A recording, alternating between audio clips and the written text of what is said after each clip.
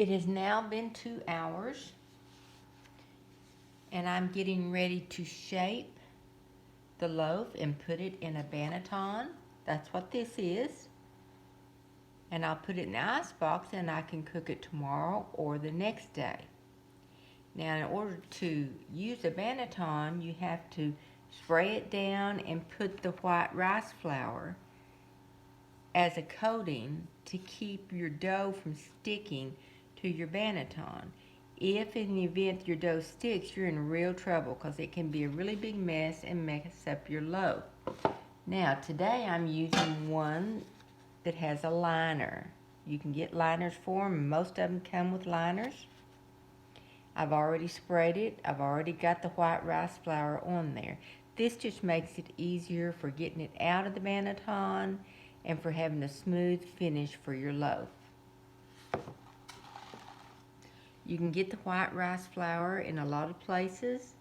I usually get mine at Wichita Falls at the Natural Food Store. Now this is what the loaf looks like right now. It has settled down from the top bowl. It's still shiny and elastic. And that's just the way that I want it to be able to shape it. Now some people don't use flour, but I always put a little bit of flour on my counter just to help me in the process. Let me find my scraper. There it is. I like to use this scraper to help me get it out of the bowl. I just go around in a circle like that, and then I turn it upside down, and there it goes.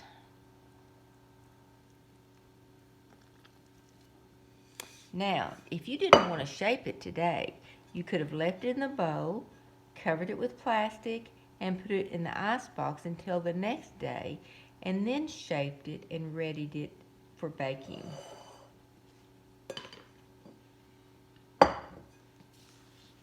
I'm going to stretch it out here because I'm going to shape it into a rectangle. That's how I prefer. A lot of people like the round bowls, and I do make round bowls sometimes, but I prefer the rectangular because you can slice them better for sandwiches or French toast or garlic toast or anything like that.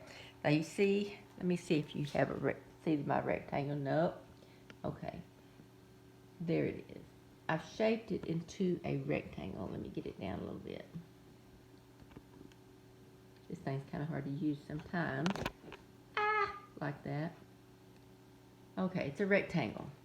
What I'm going to do is pull this bottom up, flap it over like that, pull one side over, pull the other side over.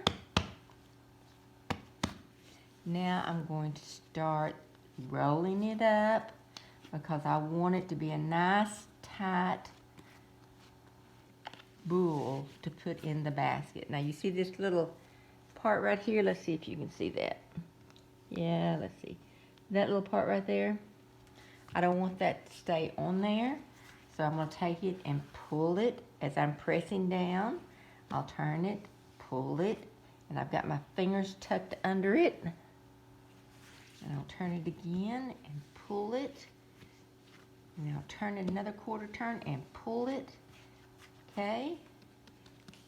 Now you see it's tight. And I don't have those ugly things on the end. So now I'm going to take it and pick it up, turn it upside down, and put it in my banneton. I want to keep all this together. A lot of people do the stitching deal where they go one side and the other and go like that, but I just usually pinch it together. So now that it's in the basket, it's got to rest for 1 hour on the counter before it goes into the ice box. So I'll leave it just like this for 1 hour. Then I'm going to cover it with my bag, just an old Walmart sack.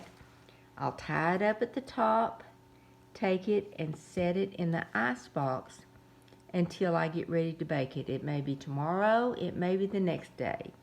It'll be fine either way. And like I said, you could just You know, leave it in the bowl, go put it in the ice box, and do all this tomorrow. And you could even bake it tomorrow if you wanted to, or you could put it back in the ice box for a longer cold period. That's called cold fermentation, and it just ferments a little bit more. All right, I hope this helps.